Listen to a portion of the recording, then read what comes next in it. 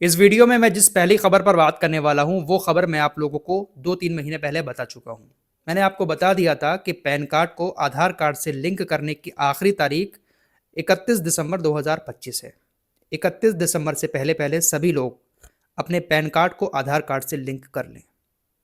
खबर मैं आप लोगों को 3 महीने पहले बता चुका हूं, लेकिन अब बहुत सारी वीडियोस सोशल मीडिया पर बनाई जा रही हैं और ये बताया जा रहा है कि जल्द से जल्द अपने पैन कार्ड को आधार कार्ड से लिंक कर लें, वरना आपका बैंक अकाउंट बंद हो जाएगा। आप बैंक से कोई लेन देन नहीं कर पाएंगे। जो भी आपके काम जो पैन कार्ड से होते हैं, जहां जहां आपका पैन कार्ड लगा है, वो सारे काम आपके बंद हो जाएंगे। आपका पैन कार्ड सिर्फ कागज का टुकड़ा रह जाएगा। दरअसल क्या है पूरा मामला और आप कैसे पहचान सकते हैं अपने घर बैठे अपने मोबाइल के जरिए कि आपका पैन कार्ड आधार कार्ड से लिंक है या नहीं है।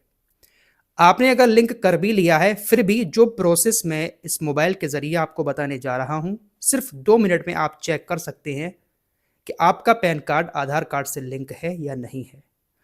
अगर लिंक है तब भी आपको पता चल जाएगा, और नहीं है तब भी आप अपने मोबाइल से घर बैठे सिर्फ 1 मिनट में पैन कार्ड को आधार कार्ड से लिंक कर सकते हैं। एक तरह की ये केवाईसी है। हर चीज़ में जैसे अब आधार कार्ड को लिंक किया जा रहा है, जैसे राशन कार्ड है उसमें भी आधार कार्ड को लिंक कर दिया जा रहा है। हर जगह आधार कार्ड से हर चीज़ को अटैच किया जा रहा है। अब वो बात अलग है कि आधार कार्ड नागरिकता का प्रमाण नहीं है, लेकिन फिर भी आधार कार्ड को हर चीज़ से लिंक किया जा रहा है। ऐसे ही अगर आप अपने पैन कार्ड को लिंक नहीं करते हैं तो 31 दिसंबर के बाद आप बैंक से कोई बड़ा लेन देन नहीं कर सकते। बैंक में आपके अकाउंट में पैन कार्ड लगा हुआ होता है तो आप जितने चाहे पैसे निकाल सकते हैं, लेकिन अगर पैन कार्ड लगा हुआ नहीं है तो आप 50,000 से कम रुपए निकाल पाएंगे। 50,000 से ज़्यादा रुपए नहीं निकलते हैं। ऐसे ही जहाँ जहाँ पर भी पैन कार्ड लगा हुआ है, आपका पैन कार्ड जो है वो इनएक्टिव हो जाएगा। फिर मान्य नहीं रहेगा कि आपके पास पैन कार्ड है। आधार कार्ड से पैन कार्ड लिंक नहीं होता है तो पैन कार्ड डीएक्टिवेट हो जाएगा, फिर वो किसी काम का नहीं रहेगा। भले ही आपने अपने पैन कार्ड को आधार कार्ड लगाकर बनवाया था, लेकिन फिर भी आपको एक बार चेक करना है कि आपका पैन कार्ड आधार कार्ड से इनकम टैक्स की वेबसाइट पर लिंक है या नहीं है। कैसे करना है आइए मैं आप लोगों को बताता हूं। इसके बाद कुछ मिडिल ईस्ट की भी खबरें हैं। मिडिल ईस्ट में कभी भी ईरान और इसराइल के बीच जंग शुरू हो सकती है। इस टॉपिक पर भी बात करेंगे, लेकिन पहले आपको मोबाइल की स्क्रीन पर लिए चलते हैं, क्योंकि ज़्यादातर लोग मोबाइल का ही इस्तेमाल करते हैं। लैपटॉप पर भी बता सकता हूं, लेकिन लैपटॉप सबके पास नहीं होता है, इसलिए आसान भाषा में मोबाइल की स्क्रीन पर चलिए। आपके मोबाइल में गूगल होगा या क्रोम ब्राउज़र होगा, उसको आप खोलेंगे और सर्च करेंगे पैन आधार लिंक। जैसा ये लिखा हुआ है ऐसा ही लिखेंगे, पैन आधार लिंक। सर्च करेंगे और उसके बाद यहाँ पर एक वेबसाइट खुलकर आएगी, इनकम टैक्स डिपार्टमेंट होम। इस पर टच करेंगे तो इस तरह का एक पेज खुलेगा। बहुत सारे ऑप्शन यहाँ पर होंगे। थोड़ा नीचे जाएंगे तो यहाँ पर एक ऑप्शन दिखाई देगा, लिंक आधार। इस पर आप टच करेंगे। फिर आपको थोड़ा सा नीचे जाना है। यहाँ पर एक ऑप्शन दिखाई देगा, एंटर पैन नंबर, एंटर आधार नंबर। तो आपको यहाँ पर अपना पैन नंबर डाल देना है। तो मैंने यहाँ पर अपना पैन नंबर डाल दिया है और नीचे वाले बॉक्स में आधार नंबर डाल दिया है। अब मैं थोड़ा सा ऊपर करूँगा तो यहाँ पर लिखा हुआ आएगा वैलिडेट। इस पर टच करूँगा तो यहाँ पर दिखा रहा है कि आपका पैन कार्ड जो है वो आधार कार्ड से पहले से ही लिंक है। तो इस तरह से लिखा हुआ आएगा, your PAN is already link to given Aadhaar. Aadhaar number मेरा नीचे दिया हुआ है, यहाँ पर पैन कार्ड है तो ये ऑलरेडी लिंक है। आप भी ऐसे ही चेक करें, अगर आपका पैन कार्ड आधार कार्ड से लिंक होगा तो इसी तरीके से आपको दिखा देगा, और अगर आधार कार्ड से लिंक नहीं होगा तो आगे ऑप्शन आएगा इसके बाद लिंक करने का। उस पर आप क्लिक करेंगे, टच करेंगे तो आपका पैन कार्ड आधार कार्ड से लिंक हो जाएगा। सेम वेबसाइट ऐसे ही खुलेगी जैसे मैंने शुरू में बताया। आपको पहले बॉक्स में पैन नंबर डालना है, दूसरे में आधार नंबर, वैलिडेट पे क्लिक करेंगे इस तरीके से और आपका पैन कार्ड आधार कार्ड से लिंक हो जाएगा। तो आप चेक ज़रूर कर लें कि आपका पैन कार्ड आधार कार्ड से लिंक है या नहीं है। तो इस आसान प्रोसेस के जरिए आप अपने पैन कार्ड को आधार कार्ड से लिंक कर सकते हैं। देखिए कितना आसान था चेक करना भी, और जिनका नहीं है वो आराम से लिंक भी कर सकते हैं अपने घर बैठे। सारा काम घर बैठे हो जाता है। तो आगे से अगर कोई भी वीडियो ऐसी बना रहा है कि आपका पैन कार्ड ख़राब हो जाएगा, आपको लिंक करना है, ये करना है, वो करना है, तो डराने से पहले पूरा प्रोसेस भी बताया करें कि ऐसे ऐसे प्रोसेस से चेक करें और ऐसे लिंक करें। आइए मिडिल ईस्ट की तरफ चलते हैं। दरअसल खबरें आ रही हैं कि इसराइल को ईरान से कहीं ना कहीं थोड़ी घबराहट महसूस हो रही है।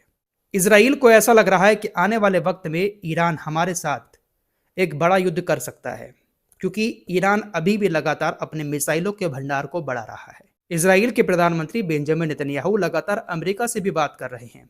डोनाल्ड ट्रंप से उनकी मुलाकात भी होगी और उस मुलाकात में इस बात पर चर्चा भी होगी। मीडिया रिपोर्ट्स के मुताबिक डोनाल्ड ट्रंप से मुलाकात करने के बाद नेतन्याहू इस बात पर चर्चा करेंगे कि ईरान 2026 में इसराइल के साथ कोई जंग लड़ सकता है, इसलिए आपको भी तैयार रहना होगा। क्योंकि लगातार ऐसी खबरें आ रही हैं कि ईरान अपने मिसाइल भंडार को बहुत ज़्यादा बढ़ा रहा है। इस साल जो जंग हुई थी उस जंग में भी ईरान ने बहुत सारी मिसाइलों का इस्तेमाल किया था, लेकिन इसके बावजूद भी अभी भी जो इमेजेस आती हैं, सैटेलाइट इमेज या जो खुफिया रिपोर्ट आती है, उसमें ये बात आती है सामने कि ईरान के पास अभी भी मिसाइलों का बहुत बड़ा भंडार है। इसलिए इसराइल और ईरान के बीच कभी भी कुछ भी हो सकता है। इसराइल की तरफ से भी लगातार यही कहा जा रहा है कि हम पूरी तरह से तैयार हैं। ईरान की तरफ से भी पलटकर कहा जाता है कि हम पूरी तरह से तैयार हैं। और दोस्तों, इस बात को हम झुटला भी नहीं सकते। जिस तरह से इस साल पहले बयानबाजी हुई थी और अचानक से ईरान और इसराइल के बीच जंग शुरू हो गई। ये जंग गाज़ा को लेकर नहीं है। ईरान और इसराइल के बीच अगर कुछ होता है तो वो गाज़ा को लेकर नहीं होगा, बल्कि ईरान जो परमाणु हथियार बना रहा है उसको रोकने के लिए इसराइल ईरान के साथ लड़ाई शुरू कर सकता है।